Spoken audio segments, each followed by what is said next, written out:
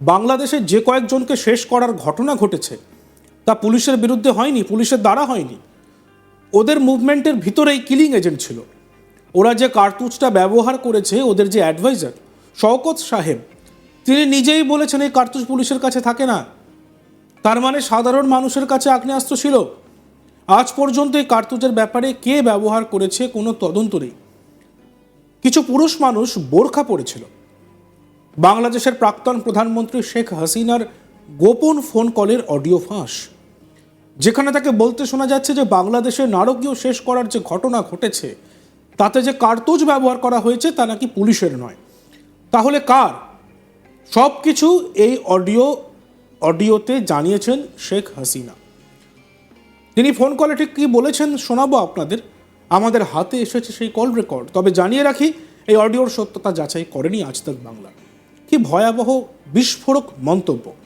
অর্থাৎ যে আন্দোলন নিয়ে গর্জে উঠেছিল বাংলাদেশ এক সময়, যে আন্দোলনের ফলে 5ই আগস্ট দেশ ছাড়তে বাধ্য হয়েছিলেন হাসিনা, সেই আন্দোলনে যাদের মৃত্যু হয়েছিল তা নাকি পুলিশের গুলিতে হয়নি, ওদের মুভমেন্টের ভিতরেই কিলিং এজেন্ট ছিল।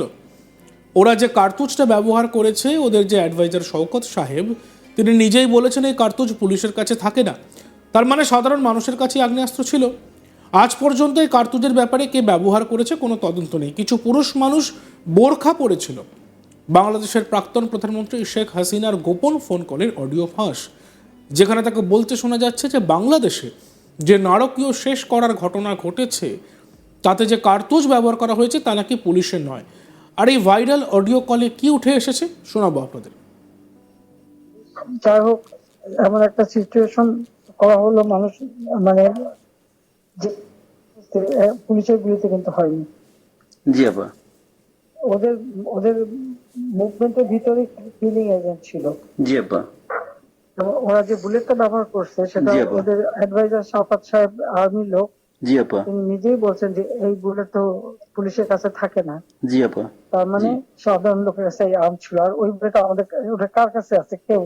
এবং আজ পর্যন্ত এই বুলেট সম্পর্কে কোনো তদন্ত নেই, বা এই রাইফেল কে ব্যবহার করছে কোনো তদন্ত নেই। এমনকি কিছু লোক, পুরুষ মানুষ বোরখা পরা, জি। পুরুষ মানুষ বোরখা পরে, জি আপা। যেমন ইন্ডাস্ট্রিতে আগুন দেওয়া থেকে শুরু করে এবং আমি যখন রুগীদের দেখতে গেলাম, আমি প্রত্যেকটা রুগীকে দেখতে গেছি, আমি প্রত্যেক খাবার দেওয়া তখন মারা গেছে সব ফ্যামিলিকে আমি 10 লাখ করে টাকা, 50,000 টাকা করে দিয়ে তাদেরকে করছি। এবং এনকোয়ারি করার জন্য আমি আমার কমিশনকে আরো বড় করে দিলাম, 3 সদস্য বিশিষ্ট জুডিশিয়াল কমিশন করে দিলাম কমিটি। জি আপা। যাও, সেগুলো তো করতে দেওয়া হয়নি। দেন আমি আমি যখন ডিসিশন নিলাম যে এরকম অবস্থা আমি থাকবো না। জি আপা। ইউনূস সাহেবের কোর্টের কেসের ভার্ডিক্ট ছিল ওই 666 কোটি টাকা ট্যাক্স তার কাছে পাওনা। জি জি জি আপা, এটা তো মাফ করে দিল। আর একটা সে ছিল, তিনি কিছু টাকা পেমেন্ট করছে। তবে এটা মানে তার মানে স্বীকার করলো যে তার ট্যাক্স ফাঁকি আছে। আর এই 666 কোটি টাকার ভার্ডিক্টটা আসার কথা ছিল। আর গ্রামীণ ব্যাংকের এ পর্যন্ত যে টাকা 26,000 কোটি টাকা সে মানি লন্ডারিং করে বিদেশে নিয়ে যাচ্ছে, এটা অডিট রিপোর্টে বের হয়েছে। ও জি আপা। জি। ওই ওই ওই ওই ভার্ডিক্ট গুলি মানে ওটার উপরে তার বিরুদ্ধে কেস। এবং সে কিন্তু ওই জন্য 6 তারিখে জায়গায় 5 তারিখে নিয়ে আসলো। জি। আর 5 তারিখে নিয়ে আসার ফলে আমার পক্ষে তখন এমন ভাবে চারিদিকে লোক ঘেরাও, আমি দেখলাম যে এখন যদি ফায়ার ওপেন করে আমার এখানে সিকিউরিটি, তাহলে শত শত লোকের জি আপা। জি, তাদের ক্ষমতা থাকতে চাই না।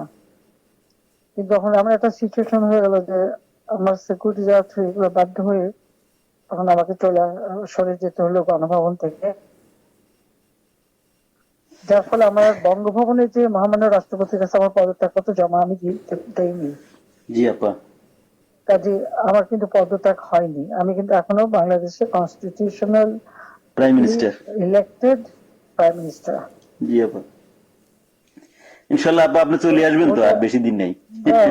উনি কিন্তু তারপরে যখন মানে খুঁজে বেড়াচ্ছে, তার ফলস ছবি দেখালো, আমি সই করছি, সেটা হলো আমার ভিজিটিং বুকের সই।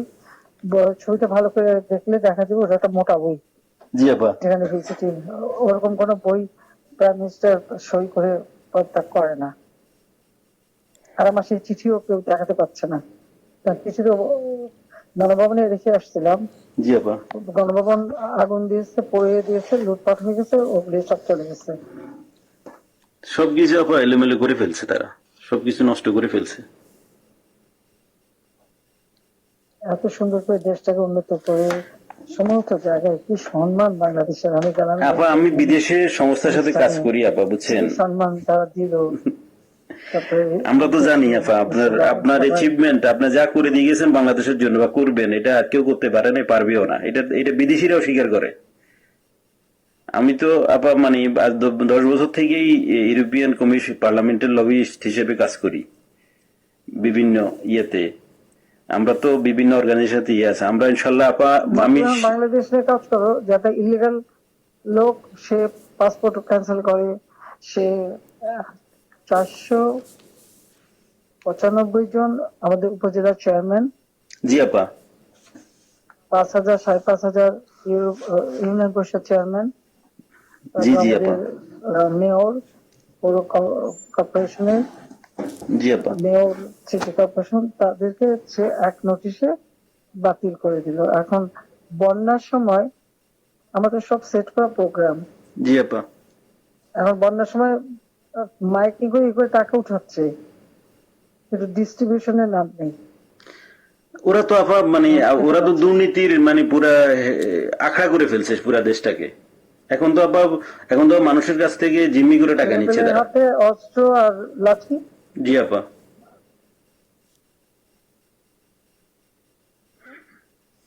জি জি আপা আমার কোনো দিন নাই যে তারা মারছে না, জি কারণ কারো করে ইয়ে করছে দিন দিন।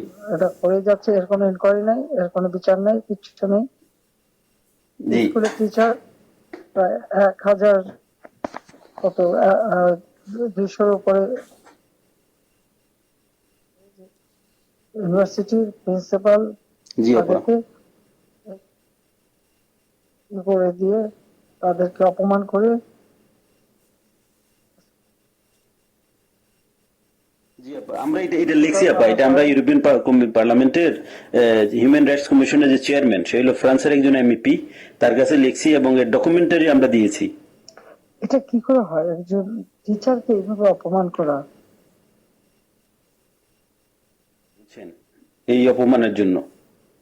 একজন